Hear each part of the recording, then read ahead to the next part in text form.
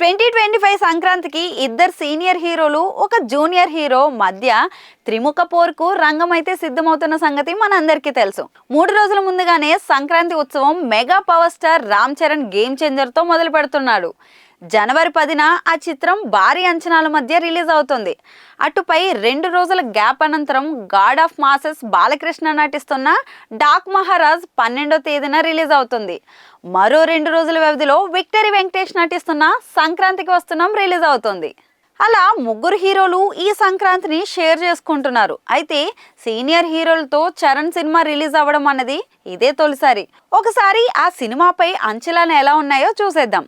Game changer పై భారీ అంచనాలు అయితే ఉన్నాయి. Ram Charan pan India star, 1000 కోట్ల క్లబ్ లో చేరిన హీరో.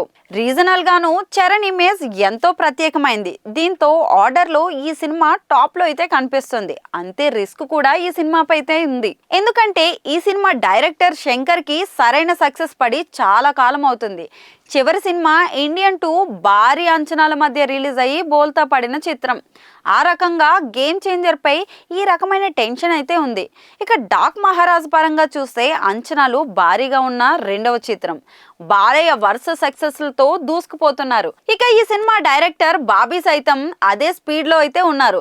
గత సినిమా వాల్తేరు వీరయ్య కూడా భారీ సక్సెస్ అయింది. పక్కా కమర్షియల్ చిత్రాల డైరెక్టర్ గా అయితే ఇతనికి పేరుంది. దీంతో బాలయ్యకు హిట్ ఇవ్వడం ఖాయమని ట్రేడ్ వర్గాలు అయితే భావిస్తున్నాయి.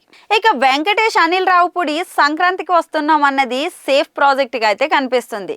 పక్కా ఫ్యామిలీ ఎంటర్టైనర్. వెంకీ సహా అనిల్ సినిమాలకు ఫ్యామిలీ ఆడియన్స్ లో మంచి క్రేజ్ అయితే ఉంది.